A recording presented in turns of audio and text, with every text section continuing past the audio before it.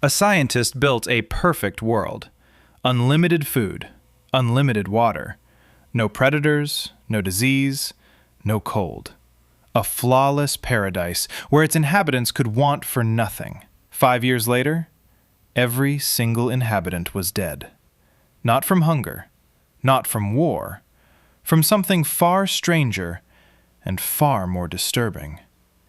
This is the experiment they called Universe 25. It was meant to be heaven.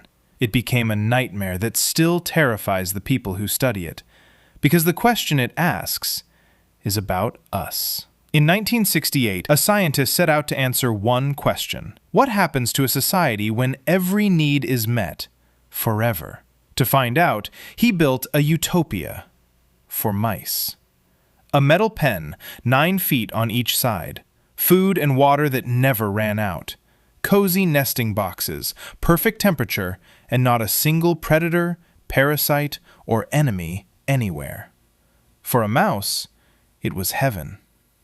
Into this paradise he placed just 8 mice, 4 pairs.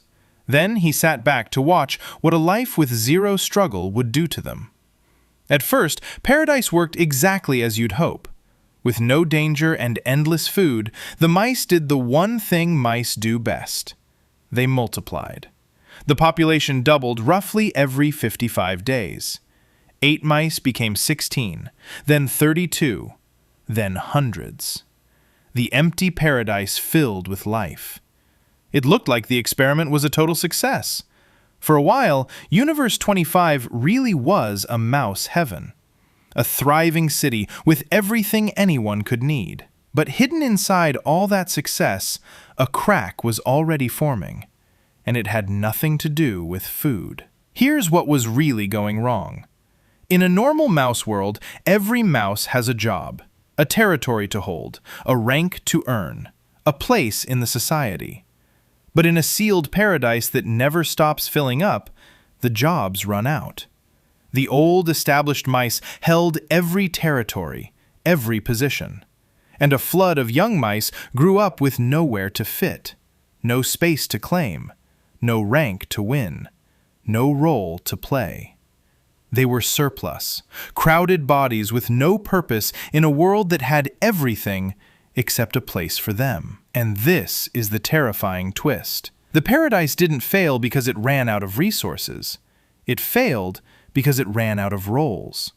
Too many minds and nothing meaningful for them to do. What happened next? The scientists gave a name that stuck: the behavioral sink. The complete collapse of normal social behavior. And it was grim. Strangely, the mice crowded together into a few packed areas, even though huge empty spaces sat unused. Dominant males turned savage, attacking without reason. Fights broke out over nothing.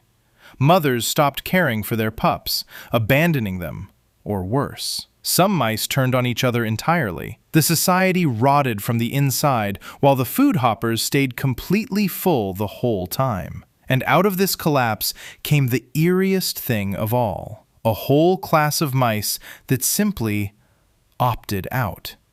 The scientists called them the beautiful ones. They didn't fight. They didn't chase mates. They didn't raise young or defend territory. They didn't take part in society at all.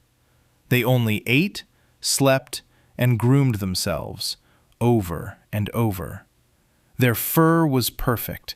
Their bodies were flawless. On the outside, they looked like the healthiest mice in the whole colony. But inside, something essential was gone. They were physically perfect and behaviorally dead. By around day 600, the colony crossed a line it could never come back from. New births slowed, then stopped almost completely. The last generation was being born. And here's the part that haunts scientists most. Even as mice died and the crowding eased, even as space and roles opened back up, the survivors never recovered. They had never learned how to be mice. Courtship, parenting, defending a home, those behaviors were simply gone. The scientists called it a kind of spiritual death. the body still alive, but the society inside it already gone. And so, in a paradise that never once ran out of food, the population fell. From a peak of 2,200 all the way down to 0. Now, the scientists believed this was a warning for humanity. Overcrowded cities, lost purpose, a society with everything quietly falling apart. And the story spread across the world as a dark prophecy about our own future. But here's where we have to be honest, because this is the part the scary videos leave out. Scientists have serious doubts about stretching a mouse cage onto human society. The utopia wasn't really about abundance at all.